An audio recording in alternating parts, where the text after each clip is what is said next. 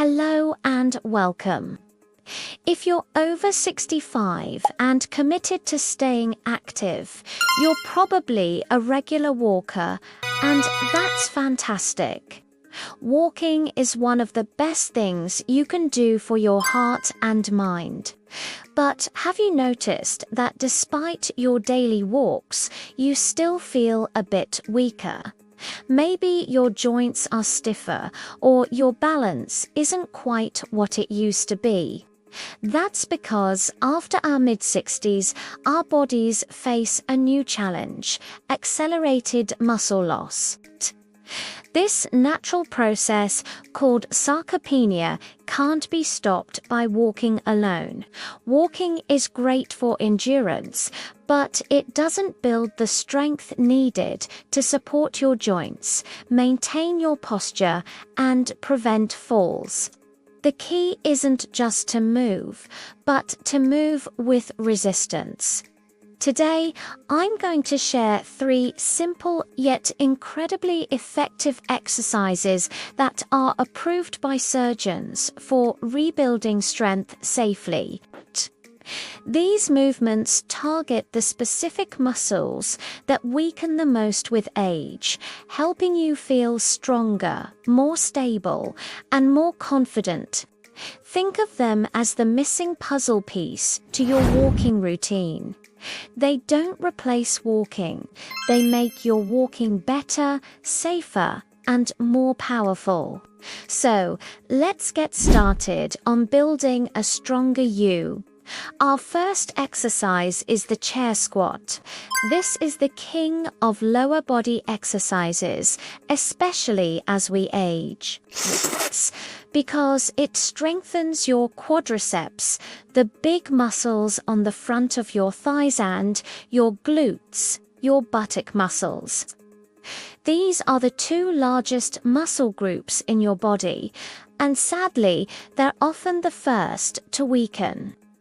They are essential for everything from getting out of a chair to climbing stairs and walking without your knees hurting. To do a chair squat, you'll need a sturdy, stable chair without wheels. Stand in front of it with your feet about shoulder width apart, toes pointing slightly outward. Keep your chest up and your gaze forward. Now, begin the movement by pushing your hips back, as if you're about to sit down. Bend your knees and lower yourself slowly and with control until your bottom just barely touches the edge of the chair. Don't just plop down. The moment you feel the chair, pause for a second. Then drive through your heels, squeeze your glutes, and push yourself back up to the starting position. That's 1 rep. For beginners, you can start by holding onto a counter or another stable surface for balance. If it's still too hard, just lower yourself halfway down. As you get stronger, you can try to stand up without using your hands at all. For an advanced variation, try holding a light weight against your chest. A common mistake is letting your knees cave inward. Always think about pushing your knees out over your feet. Another mistake is leaning too far forward. Keep your back straight and your chest proud. Aim for 2 to 3 sets of 8 to 12 repetitions. You'll feel the difference in your leg strength in just a few weeks. Next up, we're moving to the upper body with the wall put. Many people forget about upper body strength, but it's crucial for good posture and preventing that nagging upper back pain. As our chest and shoulder muscles weaken, we tend to slouch forward, which puts a lot of strain on our spine. Wall push-ups are a safe and gentle way to strengthen your chest, shoulders, and even your core, all of which help you stand taller and walk with more endurance. Find a clear wall space. Stand facing the wall, about arm's length away. Place your hands flat on the wall, slightly wider than your shoulders and right at shoulder height. Your fingers should point toward the ceiling. Now engage your core muscles. Imagine pulling your belly button in towards your spine. This keeps your body in a straight line from your head to your heels. Slowly bend your elbows and lean your body toward the wall, keeping it straight like a plank. Go until your nose is just a few inches from the wall. Pause for a moment and then push back firmly to the starting position, fully extending your arms but not locking your elbows. To make it easier, simply stand closer to the wall. This reduces the amount of body weight you're pushing. To make it more challenging, step your feet further back from the wall. The further back you go, the more resistance you create. Make sure your hips don't sag and your back doesn't arch. Keep that straight line. This exercise doesn't just improve your posture. The strength you build in your upper body helps support your spine during long walks, reducing fatigue and allowing you to maintain your pace. It also helps with everyday tasks like carrying groceries or pushing open a heavy door. Aim for 2 sets of 10 to 15 reps. Our third and final exercise is the standing march with a hip extension. This one is all about balance and power, 2 things that are absolutely vital for preventing falls. Your ability to balance and take a strong, confident stride comes directly from the power in your hips.